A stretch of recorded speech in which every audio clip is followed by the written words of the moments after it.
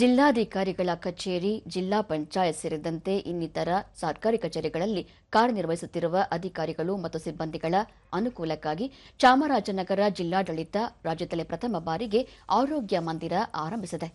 ಆರೋಗ್ಯ ಮಂದಿರದಲ್ಲಿ ತುರ್ತು ಚಿಕಿತ್ಸಾ ವಿಭಾಗ, ರಕ್ತ ಸಂಗ್ರಹಣಾ ಕೇಂದ್ರ, ನಿರೀಕ್ಷಣಾಲಯ, ಪ್ರಯೋಗಾಲಯ, ಶಸ್ತ್ರಚಿಕಿತ್ಸಾ ಕೊಠಡಿ, ಪ್ರತ್ಯೇಕ ಔಷಧ ವಿತರಣಾ ಕೇಂದ್ರ ಸೇರಿದಂತೆ ಇನ್ನಿತರೆ ವ್ಯವಸ್ಥೆ ಮಾಡಿದ್ದು ಮತ್ತು ಅಲ್ಲಿ ಕಾರ್ಯನಿರ್ವಹಿಸುವ ಅಧಿಕಾರಿಗಳು ಮತ್ತು ಸಿಬ್ಬಂದಿಗಳ ಆರೋಗ್ಯ ರಕ್ಷಣೆಗೆ ಆದ್ಯತೆ ನೀಡಿದೆ.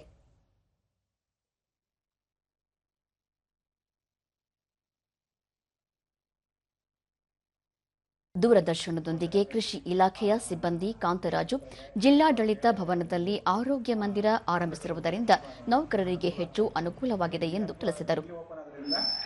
ನಾವು ಸಮಯ ಉಳಿತಾಯ ಆಗ್ತಾ ಇದೆ, ಜೊತೆಗೆ ನಮಗೆ ಒತ್ತಡ ಸ್ವಲ್ಪ ಕಮ್ಮಿ ಆಯಿತು, ಮತ್ತು ಸಡನ್ನಾಗಿ ಬಂದು ತೋರಿಸ್ಕೊಳ್ಳೋದು ತುಂಬ ಅನುಕೂಲ ಆಗೋದ್ರಿಂದ ತುರ್ತು ಚಿಕಿತ್ಸೆಯನ್ನು ಇಮಿಡಿಯೇಟಾಗಿ ಬಂದು ನಾವು ಇದನ್ನು ತೋರಿಸ್ಕೊಳ್ಳೋದ್ರಿಂದ ತುಂಬ ಅನುಕೂಲ ಆಗ್ತಾ ಇದೆ. ಮತ್ತು ಯಾವುದೇ ರೀತಿಯಾದಂಥ ಮುಂದಾಗುವಂಥ ಮುನ್ನೆಚ್ಚರಿಕೆಯನ್ನು ವಹಿಸ್ಕೊಳ್ಳೋಕ್ಕೆ ತುಂಬ ಅನುಕೂಲ ಆಗ್ತಾ ಇದೆ.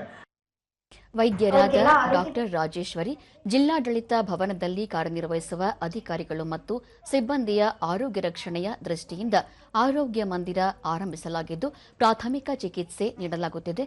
ಅಗತ್ಯವಿದ್ದವರಿಗೆ ಹೆಚ್ಚಿನ ಚಿಕಿತ್ಸೆ ನೀಡಲು ಜಿಲ್ಲಾಸ್ಪತ್ರೆಗಳಿಗೆ ಕಳುಹಿಸಲಾಗುತ್ತಿದೆ ಎಂದರು. ಪರೀಕ್ಷೆಗಳು ಇಲ್ಲಿ ಲಭ್ಯವಿದೆ. ಅಗತ್ಯವಿದ್ದಲ್ಲಿ ಅವರಿಗೆ ಹೈಯರ್ ಸೆಂಟರ್ಗೆ ಒಂದು ವೇಳೆ ಅವ್ರಿಗೆ ರೆಫರ್ ಮಾಡಬೇಕಂತ ಇದ್ರೆ ಇಲ್ಲಿ ತುರ್ತು ಆಹಾರ ಕೂಡ ಇದೆ, ಅವ್ರನ್ನ ಅಲ್ಲಿಗೆ ರೆಫರ್ ಮಾಡ್ತೀವಿ. ಜಿಲ್ಲಾ ಆರೋಗ್ಯ ಮತ್ತು ಕುಟುಂಬ ಕಲ್ಯಾಣಾಧಿಕಾರಿ ಡಾಕ್ಟರ್ ಎಸ್ ಚಿದಂಬರ, ಜಿಲ್ಲಾಡಳಿತ ವಿನೂತನ ಪ್ರಯೋಗ ಆರಂಭಿಸುವ ಮೂಲಕ ಸರ್ಕಾರಿ ನೌಕರರ ಆರೋಗ್ಯ ರಕ್ಷಣೆಗೆ ಮುಂದಾಗಿದೆ.